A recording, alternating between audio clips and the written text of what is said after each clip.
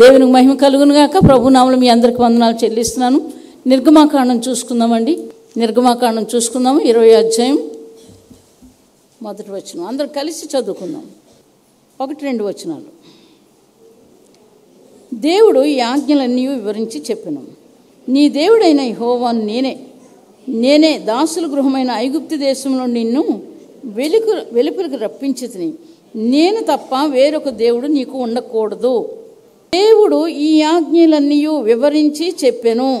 నీ దేవుడినైన యెహోవాను నేను దాసుల గృహంలోంచి ఐగుప్తు దేశం నుండి నిన్ను వెలుపలికి రప్పించాను. మనలో మనం చూసుకోవాలి.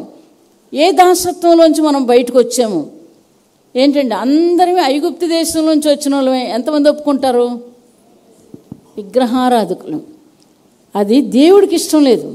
దేవునికి మహిమ కలుగును గాక. హల్లెలూయా. అయితే 10 ఆజ్ఞలు ఎవరు తీసుకొచ్చారు? మోషే తీసుకొచ్చాడు. దేవుడి దగ్గర నుంచి దేవుడు చెప్పాడు. దేవుడు 10 ఆజ్ఞలు కూడా తీసుకొచ్చాడు. కానీ ఆ ఆజ్ఞలు ఏమీ నెరవేర్చలేదు. వాళ్ళు ఎవరూ నెరవేర్చలేదు. అందుకు దేవుడు యేసుప్రభు వారు సత్యాన్ని గురించి తీసుకొచ్చాడట. సత్యం తీసుకొచ్చాడట.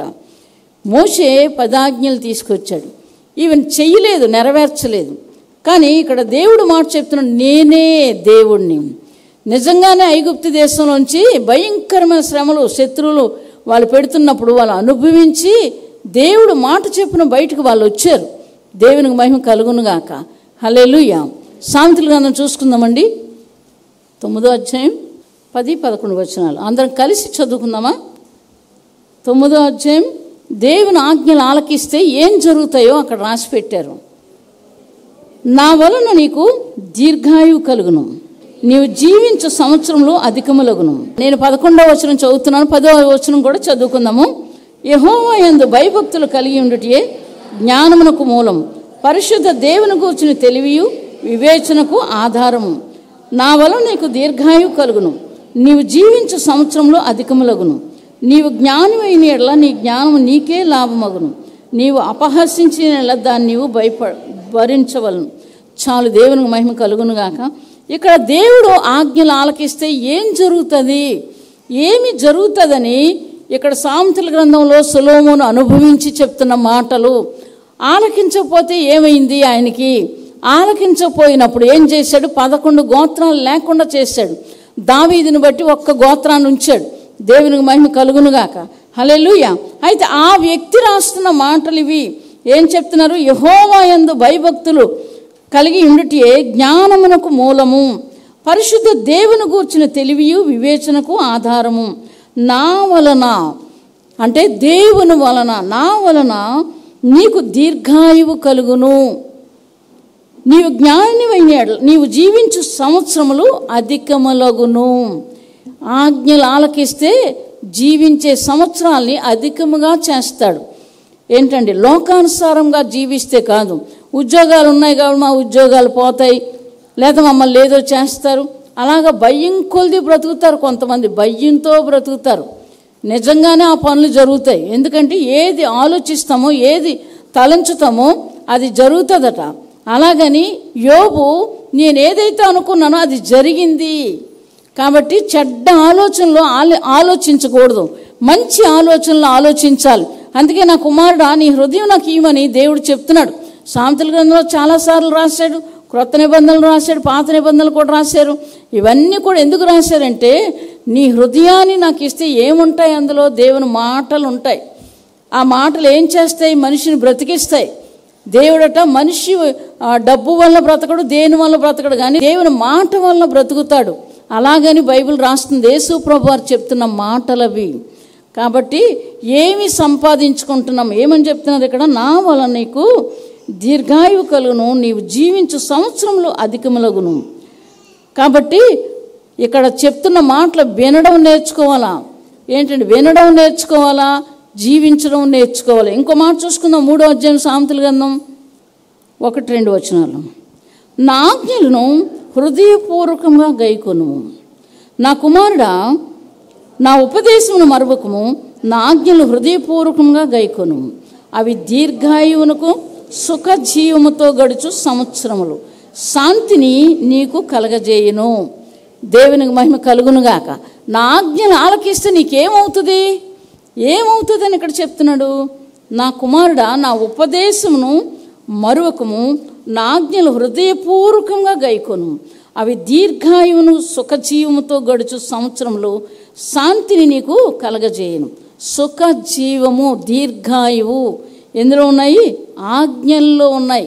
తర్వాత హృదయపూర్వకంగా అవి అవలంబించాలి. మనకు కష్టం వస్తే దేవుడు ఏంటి ఇలా చేశాడు? ఏంటండి, దేవుడు ఎందుకు ఇలా చేశాడు? కాబట్టి నువ్వు నాకు అక్కర్లేదు. దేవుడు ఎందుకు చేశాడు ఇలాగా? అలాంటి మనుషులు కూడా ఉన్నారు. దేవుడు ఎందుకు చేశాడో నీకు అనవసరం. నువ్వేం చేసావు? నువ్వేం చేసావు చెప్పు ముందు. అలాగడిగితే నువ్వేం చెప్తావు? నువ్వేం చెప్పగలవు? ఆయన ఏదైనా చేస్తాడు. నువ్వేమైనా చేస్తావా? ఆయన ఆజ్ఞలు వదిలేస్తావా? మరలా పాపం చేస్తావా? మరలా లోకంలో తిరుగుతావా? మరలా లోకానుసారమైన జీవితం జీవిస్తావా? ఆయన ఏం చేసినా, ఆయన ఏమి చేసినా ఆయన ఇష్టము.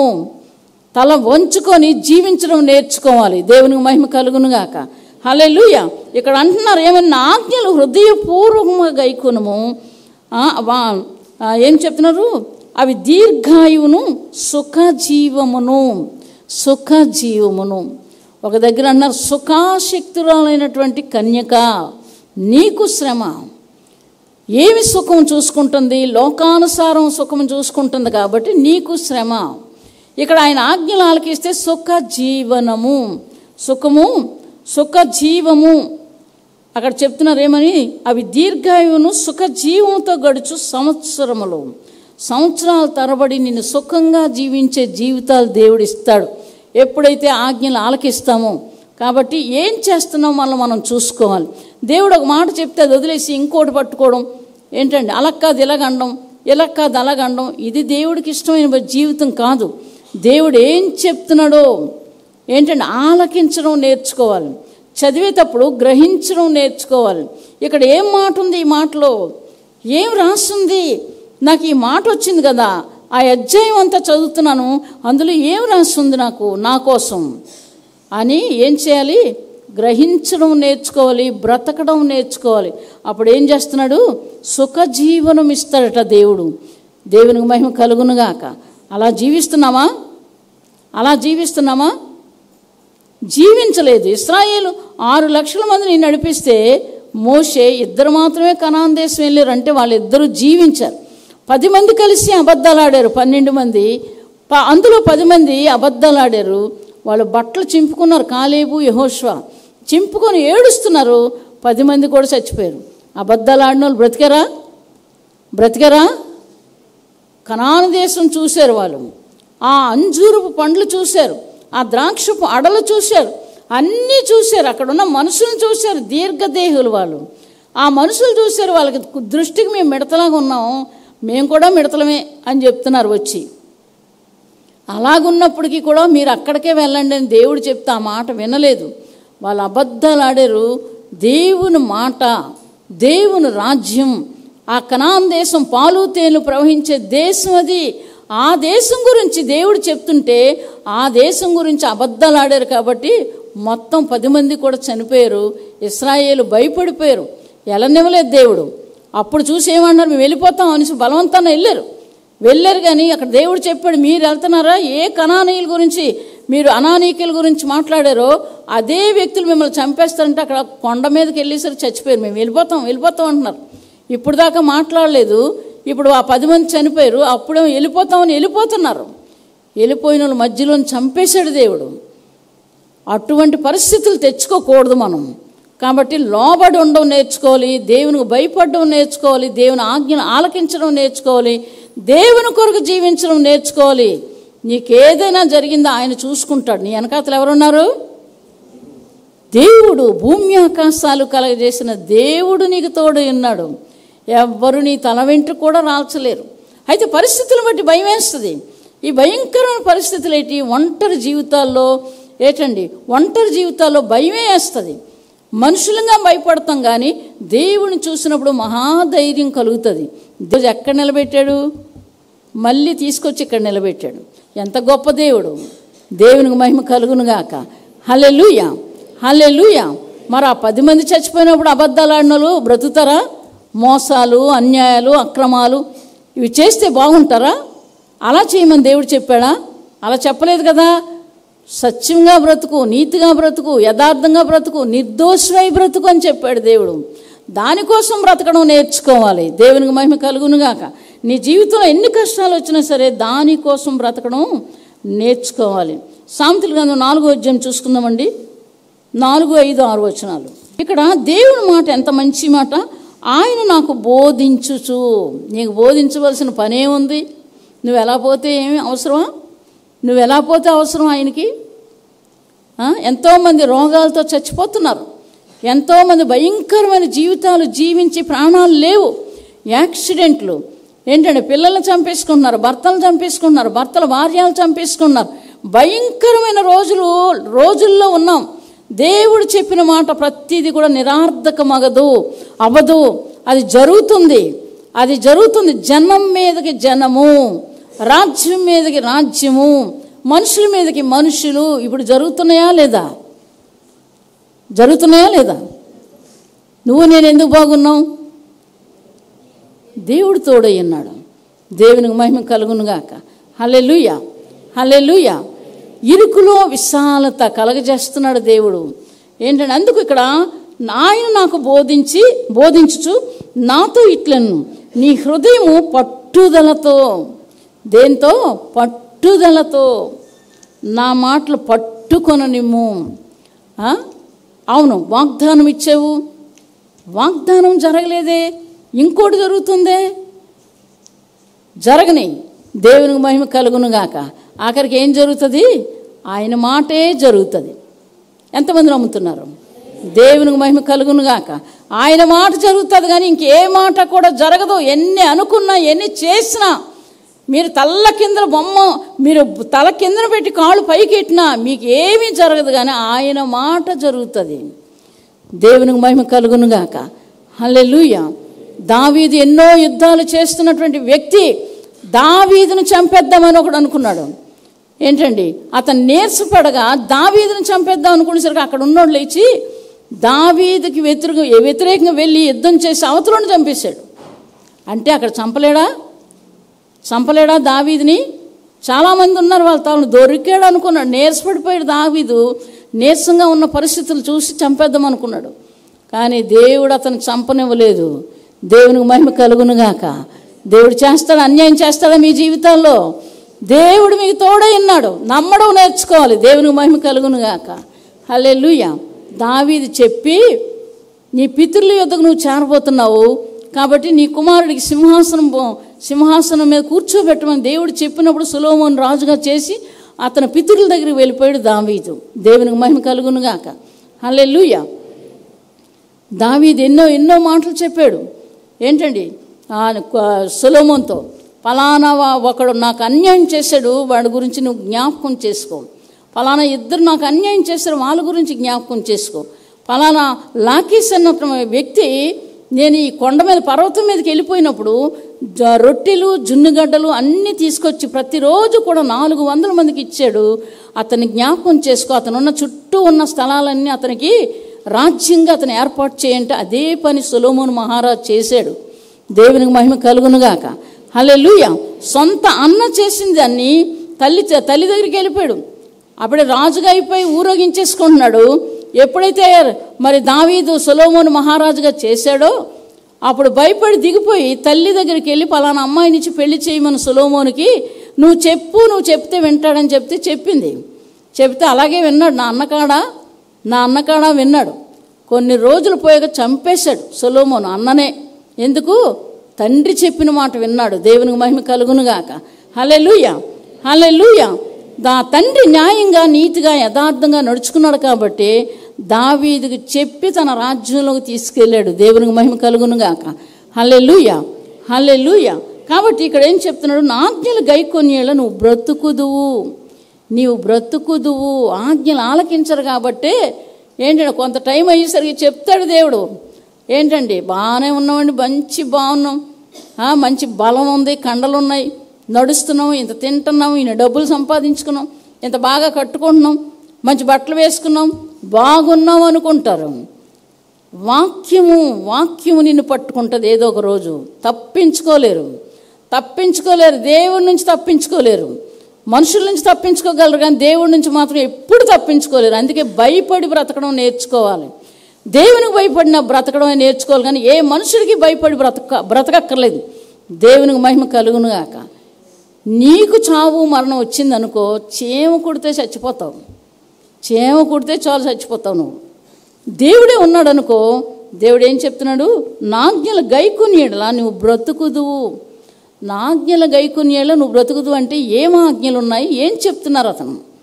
ఈ విషయాలు గమనించుకొని బ్రతకడం నేర్చుకోవాలి. అది ఏదైతే అవని దేవుడు చెప్పిన మాట వినడం నేర్చుకోవాలి. దేవుడు చెప్పిన మాట ఎప్పుడైతే వింటామో తప్పకుండా బ్రతుకుతాం. దేవునికి మహిమ కలుగును గాక. యోహాను సువార్త చూసుకుందామండి. 3వ అధ్యాయం 16వ వచనం.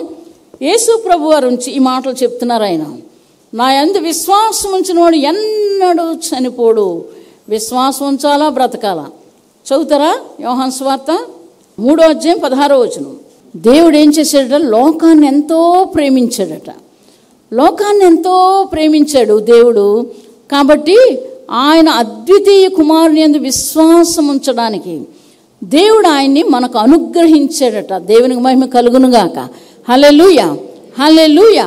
మోషే ధర్మశాస్త్రాన్ని తీసుకొచ్చాడు, ఆయన సత్యాన్ని తీసుకొచ్చాడు. మోషే అంటున్నాడు, నా వంటి ప్రవక్త ఒకడు రాబోతున్నాడని. దావీదు చెప్తున్నాడు, రాబోయే దినాల్లో గొప్ప ప్రవక్త రాబోతున్నాడు. యెషయా గ్రంథంలో 26వ అధ్యాయంలో చెప్తున్నాడు, ఒక ప్రవక్తను నేను పంపుతాను. ఏంటంటే ఒక ప్రవక్తను నేను పంపుతానని ఆది కాండం నుంచి ప్రకటన గ్రంథం వరకు యేసు ప్రభు వారి గురించి ప్రవచనాలు, దేవుని మాటలు ఇవన్నీ చెప్పబడ్డాయి. యేసుక్రీస్తు ద్వారానే పరలోకం వెళ్తాం. ఏ వ్యక్తి ద్వారా మనం వెళ్ళాం. ఏంటంటే ఆ కులము, ఈ కులము, ఆ కులము, ఈ గోత్రం, ఆ గోత్రం, ఏ గోత్రం లేదు. యెహోవా గోత్రాలు ఉన్నాయంట. బైబిల్లో 122లో యెహోవా గోత్రాలు ఉన్నాయి. వాళ్ళు ప్రత్యేకించబడిన వారు, ప్రత్యేకంగా జీవించినటువంటి వాళ్ళు. భయపడి బ్రతకడం నేర్చుకోవాలి. ఏంటంటే డబ్బు కోసం బ్రతకూడదు, మనుషుల కోసం బ్రతకూడదు, లేకపోతే ఇంకేదో దేనికోసమో బ్రతకూడదు. కానీ దేవుని కొరకు నువ్వు బ్రతికితే బ్రతుకుతావు నువ్వు. ఈ సంగతి తెలుసుకోవాలి. దేవునికి మహిమ కలుగునుగాక. ఇంకా ఇక్కడ చెప్తున్నా, హృదయం పట్టుదలతో నా మాటలు పట్టుకొనుము, నా ఆజ్ఞలు సంపాదించుకొని బుద్ధి సంపాదించుకొనుము, నా నోటి మాటలను మరువకుము, వాటి నుండి తొలగిపోకుము, జ్ఞానము విడువక యుండని ఎడల అది నిన్ను కాపాడుతుంది. ఆయన ఆజ్ఞలు ఆలకిస్తే నిన్ను కాపాడుతుంది. ఎవ్వరూ కాపాడరు, ఆయన కాపాడుతాడు అని ఇక్కడ రాస్తుంది. తర్వాత దాన్ని ప్రేమించిన ఎడల నిన్ను రక్షించును. ఏంటంటే ఆజ్ఞలు ఆలకిస్తే రక్షిస్తుంది. తర్వాత ఆయన ప్రేమించిన ఎడల నిన్ను కాపాడుతుంది, రక్షిస్తుంది, తర్వాత బ్రతికిస్తుంది. ఇన్ని మాటలు ఈ 4వ అధ్యాయం 4 నుంచి 6 వచనాల్లో ఉన్నాయి. కాబట్టి ఏం చేస్తున్నావో గుర్తుంచుకోవాలి. మరలా అటువైపు వెళ్ళడం, మరలా ఇటు రావడం, అటు వెళ్ళడం, విశ్వాసాన్ని వదిలేయడం. దేవుడు నాకు కష్టం వచ్చేటప్పుడు ఏం చేస్తారు? కష్టం వచ్చిందనుకోండి, లేకపోతే అనారోగ్యం వచ్చిందనుకో, ఏం చేస్తారు? అనారోగ్యం వచ్చింది కాబట్టి దేవుడు ఎక్కడున్నాడు, నేనేం చేశాను, ఈ రోగం నాకెందుకు రావాలా, ఈ కష్టం నాకెందుకు రావాలా? నువ్వు సాక్షిగా ఉండడం కొరకు కొన్ని రోగాలు దేవుడు పెడతాడు. దేవునికి మహిమ కలుగునుగాక. లేకపోతే కష్టాలు పెడతాడు. ఒక్కొక్కరికి రూపాయి దొరకనివ్వడం. ఏంటండి? రూపాయి కూడా దొరకనివ్వడు. ఆయన కొరకు సాక్షిగా ఉండడం కొరకు. దేవునికి మహిమ కలుగునుగాక. హల్లెలూయా, హల్లెలూయా, హల్లెలూయా. నేను రక్షించబడ్డాను. అప్పుడు నాకు అర్థమైంది ఇవన్నీ లేకుండా దేవుడే చేస్తున్నాడు. బట్టలు ఉండే కాదు, తినడానికి ఉండే కాదు, పండగ జ్వరాలు, ఇటువంటి భయంకరమైన జీవితం దేవుడు ఆ జీవితం నుంచి తప్పించి ఆయన పునరుద్ధానంలో నన్ను జ్ఞాపకం చేసుకున్నాడు. దేవునికి మహిమ కలుగునుగాక. హల్లెలూయా, హల్లెలూయా. నీ విషయంలో అంత శ్రద్ధ ఆయనకి ఎందుకు? ఆయన చేత్తో చేసుకున్నాడు. ఆయన చేత్తో నిన్ను చేసుకున్నాడు. అందుకు ఆయనకు ప్రేమ. ఈ దినాన బిడ్డలంటే తల్లులకి తండ్రులకి ఎంత ప్రేమో, ఏంటండి, ఎంత ప్రేమో, పిచ్చి ప్రేమ. అందుకోసం ఏం చేశాడు దేవుడు? ఆయన నమ్ముకోవడం కొరకు ఏమీ దొరకకుండా చేశాడు నాకు. అలాగే రూపాయి డబ్బులు కూడా ఉండే కాదు, అనారోగ్యం, డబ్బులు కూడా లేవు. ఇటువంటి పరిస్థితులు ఎందుకు వస్తున్నాయి? ఆయన దగ్గరికి రావడానికి. అంతా సున్నా చుట్టేసి అని మనుషులు కూడా ఉండరు, వెళ్ళిపోతారు. వాళ్ళు కూడా ప్రేమించరు, డబ్బులు లేకపోతే ఎవరూ ప్రేమించరు. ఏంటండి అలా వెళ్ళిపోతారు. ఎప్పుడైతే డబ్బు నీ దగ్గర ఉందని తెలుస్తుందో అందరూ ఒకరు చాలా ఆయన చూడలేదు నిన్ను, ఏంటండి చూడడానికి వచ్చాను, ఏంటండి పక్క నుంచి వెళ్ళిపోయేవారు. పక్క నుంచి వెళ్ళిపోయి ఆ రోజుల్లో నేను కనబడలేదు. కాబట్టి ఇక్కడ నీ హృదయము పట్టుదలతో నా మాటలు పట్టుకొని నిమ్ము. దేవుడు ఎంత ప్రేమ కలిగాడు అంటే చూడండి, లోకమును నేను ప్రేమిస్తున్నానని చెప్తున్నాడు. కాబట్టి అద్వితీయ కుమారుని మనకి అర్పణగా బలిగా అర్పించాడు. మనమైతే పాపాలు చేసాం కానీ ఆయన ఏ పాపం చేయలేదు. ఇప్పుడు రాజశేఖర్ రెడ్డి గారు చనిపోయేటప్పుడు ఎంతోమంది చనిపోయారు. ఇందిరాగాంధీ చనిపోయినప్పుడు ఎంతోమంది చనిపోయారు. ఆవిడ ఏం చేసిందని, ఆవిడ మనిషికి ఏం చేసింది కదా, లోకానుసారంగా కొంత ప్రేమ చూపిస్తే చూపించవచ్చు. కానీ ఆవిడ వలన పరలోకం వెళ్ళమే, ఆయన వల్ల పరలోకం మనం వెళ్ళమే. మంచి వ్యక్తే కానీ మనం పరలోకం వెళ్ళం. కానీ ఆయన వలన ప్రభువైన యేసుక్రీస్తువు మరణించడం ద్వారా మనం పరలోకం వెళ్తాం. మన పాపాలన్నీ ఒప్పుకొని విడిచిపెట్టి ఎప్పుడైతే విడిచిపెడతామో ఆయన కుమార్తెలుగా చేసి ఆయన రాజ్యం ఉంచుకోవడానికి నిన్ను వెంటాడి నిన్ను పట్టుకున్నాడు దేవుడు. దేవునికి మహిమ కలుగును గాక. నీవెవరో తెలియదు కానీ ఆయనకు తెలుసు నువ్వెవరో. ఆయన ఎవరో నీకు తెలీదు, ఆయన నీకు తెలుసు, నిన్ను తెలుసు. దేవునికి మహిమ కలుగును గాక. హల్లెలూయా, హల్లెలూయా. అలాగా ఈ సంవత్సరం అంతా కూడా మా అమ్మాయి చనిపోవలసింది వెంబడిస్తున్నాడు. దేవునికి మహిమ కలుగును గాక. మీ విషయం మీకు తెలియాలి, మీ దేవుని ఉద్దేశాలు మీ మీద ఉన్నాయి. ఒక్కటి మాత్రం జ్ఞాపకం ఉంచుకోవాలా, నన్ను విడిచిపెట్టని నా దేవుడు ఆయన ఉద్దేశం ఏదో నా మీద ఉంది. కాబట్టి ఈ కష్టాల్లో, ఈ శ్రమల్లో, ఈ ఇబ్బందుల్లో, ఈ బాధల గుండా నన్ను నడిపిస్తున్నాడు. ఆయన నన్ను చంపడని మీరు ఎప్పుడైతే అనుకుంటారో ఆయన ప్రేమిస్తాడు. కష్టమే సరే నన్ను విడవకుండా వెంబడిస్తున్నారు కాబట్టి వీళ్ళని విడిచిపెట్టకూడదని ఆయన కూడా మిమ్మల్ని వెంబడిస్తాడు. దేవునికి మహిమ కలుగును గాక. హల్లెలూయా. ప్రతి ఒక్కరి మీద కూడా ఆయన ఉద్దేశం ఏదో ఉంటుంది, మనకు అర్థమవదు, మనకు తెలియదు. చచ్చిపోనివాడు చంపడం. మనం ఎప్పుడు చచ్చిపోతాం? పాపం చేస్తే తప్పకుండా చచ్చిపోతాం. పాపానికి శిక్ష ఏంటి? మరణం. ఏంటండి దేవుని విశ్వాసం ఉంచడానికి శిక్ష ఏంటి? జీవము. కాబట్టి ఈ రెండు విషయాలు మనం ఏదో కోరుకోవాలి. దేవునికి మహిమ కలుగును గాక. అలాగున్నోళ్ళు అలాగవుతుంది, ఇలాగున్నోళ్ళు ఇలాగవుతుంది. కాబట్టి ఈ విషయాలు జ్ఞాపకం చేసుకోండి, జాగ్రత్తగా బ్రతకండి, ఆయన ఆజ్ఞలు ఆలకించండి. ఆయన ఏం చెప్తున్నారో ముందు అది చెయ్యండి, మీ పనులు ఆయన చేస్తాడు. దేవునికి మహిమ కలుగును గాక. హల్లెలూయా, హల్లెలూయా. ఎన్నో శ్రమలు వచ్చినాయి కానీ చచ్చిపోయినా చనిపోవలసిందే. అటువంటి మరణపాయాల్లోకి వెళ్ళాను కానీ దేవుడు తిరిగి తీసుకొచ్చి ఇంకా నీ పని ఉంది. ఈ దినం వరకు ఆ మాటలే చెప్తున్నారు.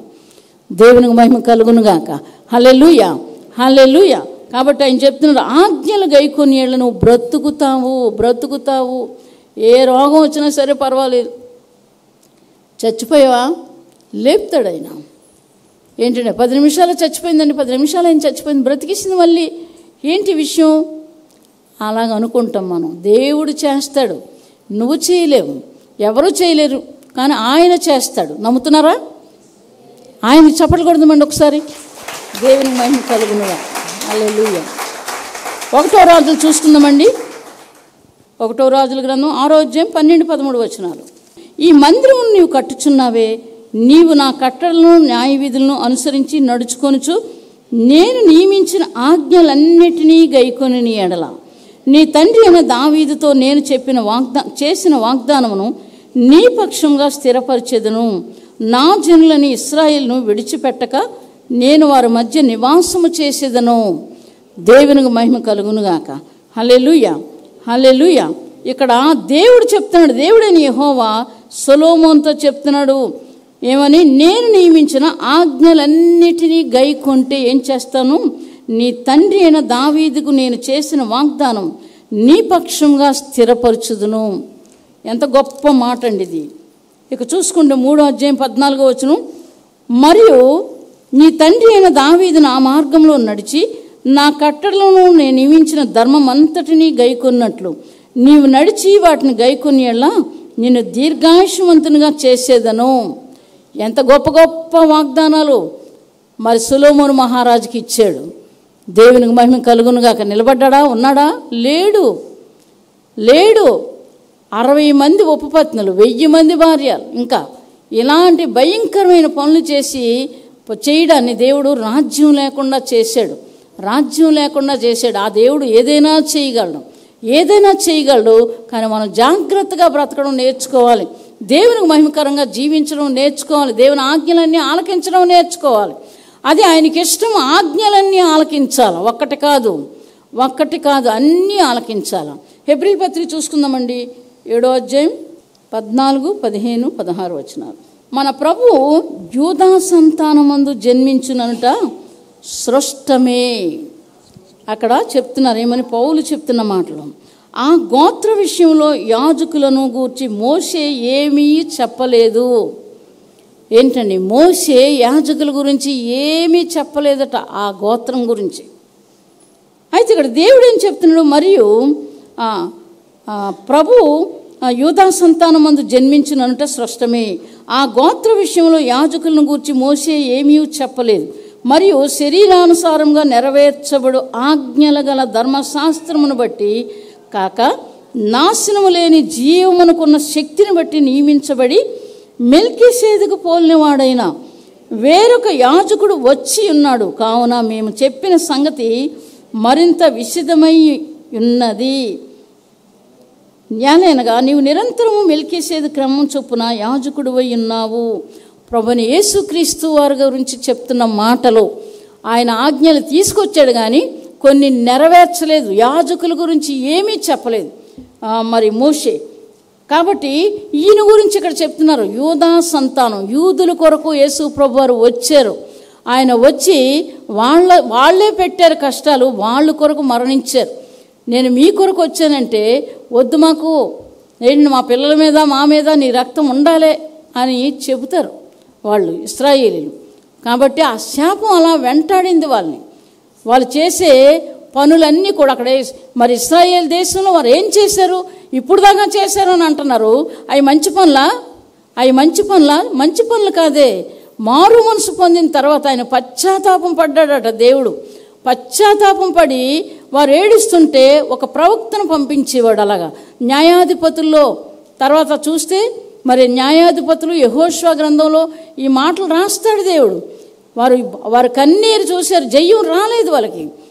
ఏంటంటే జయం రాలేదు కాబట్టి వాళ్ళు బానిసలైపోయారు. కాబట్టి దేవుడు వారిని చూసి వారిని విడిపించాడు. వారి కోసం గిద్యోను పంపించాడు.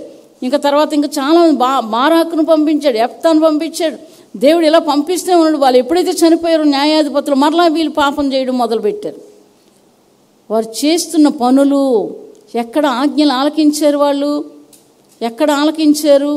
తర్వాత కదా మరి మందిరంలో బంగారం పోయింది. తర్వాత మంచి అన్నీ కూడా తీసుకుని వెళ్ళిపోయారు. ఒక్కొక్క రాజు రావడం, విలువైన వస్తువులన్నీ తీసుకెళ్ళిపోవడం. ఎందుకు? వీళ్ళు చేసిన పాపాన్ని బట్టి మందిరం కూడా వాళ్ళు లేకుండా దేవుడు చేసిస్తాడు. కాబట్టి భయపడడం నేర్చుకోవాలా. యాజకుల గురించి ఏమీ చెప్పలేదు. కానీ ఇతడు ఏం చెప్తున్నారంటే మరియు శరీరానుసారంగా నెరవేర్చబడు ఆజ్ఞలు ధర్మశాస్త్రం వంటి కాక నాశనము లేని జీవముకున్న శక్తి. అంటే యేసు ప్రభువులో నాశనము లేదు, జీవముకున్న శక్తిని బట్టి నియమింపబడి మెల్కీసెదెకు పోలిన వాడైన వేరొక యాజకుడు వచ్చి ఉన్నాడు. కావున మేము చెప్పిన సంగతి మరింత విశదమై ఉంది. అంటే స్పష్టమై ఉన్నది. మేము చెప్పిన మాటలు మోషేలాంటోడు కాదు. ఈ మాటలు స్పష్టమై ఉన్నాయి, విశదమై ఉన్నాయి. ఇది నిజము అని ఇక్కడ పౌలు చెప్తున్న మాటలు. ఈయన మెల్కీసెదెకు క్రమము చొప్పున జీవిస్తున్నాడు. ఇక మొదటి నుంచి చూస్తే ఇంకా 7వ అధ్యాయం నుంచి అబ్రహాం ఏం చేశాడో ఇవన్నీ తిన్నగా తీసుకెళ్ళి దేవుని చేతిలో పెట్టాడట. ఆయన 10వ భాగం చూసారండి. తీసుకెళ్ళి ఎక్కడ పెట్టాడు? దేవునికి ఇచ్చినందుకు సంతోషించాడట. అబ్రహాం ఆజ్ఞలన్నీ ఆలకించాడు. ఇక్కడ ఈ మాటలు పౌలు చెప్తున్న మాటలు ఇవి. క్రొత్త నిబంధనలో 7వ అధ్యాయం మొదటి నుంచి కూడా చదవండి. ఇంటికి వెళ్ళి ఏం జరిగిందో దేవుడు మీకు చూపిస్తాడు. కాబట్టి ఈయన జీవానికి ఉన్న శక్తి, అదే ప్రభువైన యేసుక్రీస్తు వారు నాశనం లేని జీవమునకున్న శక్తిని బట్టి నియమింపబడి మెల్కీసెదెకు పోలినవాడైన వేరొక యాజకుడు వచ్చి ఉన్నాడు. ఇంకా ఉంటుంది. ఈయన ప్రధాన యాజకుడు. కాబట్టి యేసుక్రీస్తు ద్వారా మనం యోహాను సువార్త చూస్తే నా ద్వారా తప్ప తండ్రి యొద్దకు ఎవ్వడూ వెళ్ళలేడు. బైబిల్ 10వ అధ్యాయంలో మాటలు చెప్తారు, నా ద్వారా తప్ప తండ్రి యొద్దకు ఎవ్వరూ వెళ్ళలేరు. నా ద్వారా వెళ్ళిపోయిన వారు దొంగలు, దోచుకునేవారు. ఏంటంటే దొంగలు, దోచుకునేవారు. నేను లోపలికి తీసుకెళ్తాను, బయటికి తీసుకొస్తాను, నేను మేత పెడతాను, మరలా నేను తీసుకెళ్తాను, తీసుకొస్తాను. నా ద్వారానే తప్ప మీరు బ్రతకరు. నేను మీ కొరకు ప్రాణం పెట్టానని యోహాను సువార్తలో యేసు ప్రభువు వారు చెప్తున్న మాటలు. కాబట్టి ఆయన ఆజ్ఞలు ఆలకిస్తే ఏం జరుగుతుందో ఈరోజు మీరు విన్నారు. ఎంతమంది ఆయన ఆజ్ఞలు ఆలకిస్తున్నారో మిమ్మల్ని మీరు ప్రశ్నించుకోండి. ఏం నోరుంది కదా దౌర్జన్యం చేసి చెప్పడం కాదు. ఏంటండి, మందిరానికి ముందు ఉండాలి. అది దేవుని ఆజ్ఞ. ముందు మందిరానికి ఉండాలి. 9:30 అంటే 9:30కు రావాలి. ఆరాధనలో మీరు ఉండాలి, వాక్యం వినాలి. కాబట్టి ఆయన ఏం చెప్తున్నారో ఆజ్ఞలు ఆలకించాలి. దేవుడు లోకమును ఎంతో ప్రేమించెను కాగా తన యందు విశ్వాసం ఉంచిన వారికి తన అద్వితీయ కుమారుని మనకి బలిగా మనకు అర్పించాడు. ఇది గ్రహించుకొని పరిశుద్ధమైన జీవితం జీవించడం నేర్చుకోవాలి. అడుగేసి ఎటేస్తున్నామో గుర్తుంచుకోవాలి. ఓ తప్పుడు పని చేస్తే నేను తప్పు చేస్తున్నానని, ఇది చేయకూడదు, నేను దేవుని బిడ్డని, ఈ తప్పు పని చేయకూడదని గ్రహించాలి. ఏంటండి, పలానోళ్ళు మన మీద అబద్ధాలు చెప్తున్నారంటే ఈ పని నేను చెయ్యకూడదు, నేను దేవుని బిడ్డని, ఈ మాటలు నేను వినకూడదు, చెప్పకూడదని తెలుసుకోవాలి. దేవునికి మహిమ కలుగునుగాక. ఒక పాస్టర్ గారికి మధ్యలో ఉండి ఏం చేసిందంటే డబ్బులు ఇప్పించింది. డబ్బులు ఇప్పించడం అంటే మందిరం కట్టుకుంటున్నారట, మరి 20 లక్షల రూపాయలు ఇప్పించిందంట. దేవుని మందిరం కదని ఆశపడి అన్యురాలు అలాంటి క్రైస్తవులు ఎవరు లేరులేండి ఇక్కడ మన దగ్గర. ఏంటంటే అన్యురాలు 20 లక్షలు ఇప్పించిందంట. అయితే ఆ వ్యక్తి ఇచ్చిన వ్యక్తి ఏం మొదలుపెట్టాడు, నువ్వు మధ్యలో ఉండి ఇప్పించావు నువ్వు, కాబట్టి నీకెంతో డబ్బులు నువ్వు తీసుకునే ఉంటావని ఆ రోజు నుంచి ఈ రోజు వరకు తిడుతూనే ఉన్నాడట. ఏంటండి, దుబాయ్లో ఉంటారట వీళ్ళు. ఆమె ప్రేయర్ చేయించుకుందాం నా గురించి విని వచ్చి చెప్తుందామంట, ఈ రోజు కూడా నేను ఏడుస్తున్నానని. నువ్వెందుకు ఏడుస్తున్నావు అని చెప్పాను. ఎఫెసీ పత్రిక తీయండి, 5వ అధ్యాయం మొదటి నుంచి చదువుతాను. కావున మీరు ప్రియులైన పిల్లల వలె దేవుని పోలి నడుచుకునడే, క్రీస్తు మిమ్మల్ని ప్రేమించి పరిమళ వాసంగా ఉండుటకు మన కొరకు తను తాను దేవునికి అర్పణగాను బలిగాను అప్పగించుకొనును. అలాగులనే మీరును ప్రేమ కలిగి నడుచుకునడి. మీలో జారత్వమే గాని ఏ విధమైన అపవిత్రతే గాని లోపత్వమే గాని వీటి పేరేను ఎత్తకూడదు. ఇదే పరిశుద్ధులకి తగినది. కృతజ్ఞతావచనమే మీరు ఉచ్చరించవలను గాని మీరు బూతులైనను పోకిరి మాటలైనను సరసోక్తులైనను ఉచ్చరింపకూడదు. ఇవి మీకు తగవు. వ్యభిచారి అయినను అపవిత్రుడైనను విగ్రహారాధికుడైనను లోబి అయినను క్రీస్తు యొక్క దేవుని యొక్కయు రాజ్యమునకు హక్కుదారుడు కాడని సంగతి మీకు నిశ్చయముగా తెలియను. వ్యర్థమైన మాటల వలన ఎవడను మిమ్మల్ని మోసపరచనీయుకుడి. ఇట్టి క్రియల వలన దేవుని ఉగ్రత అవిధేయులైన వారి మీదకి వచ్చును కనుక మీరు అట్టి వారితో పాలువారై ఉండకుడి. చాలు, దేవునికి మహిమ కలుగునుగాక. ఈ మాటలు నువ్వు చెప్పి ఆ ఫోన్ కట్ చేసుకుని వాళ్ళతో సంబంధాలు తెంపుకోమన్నాను.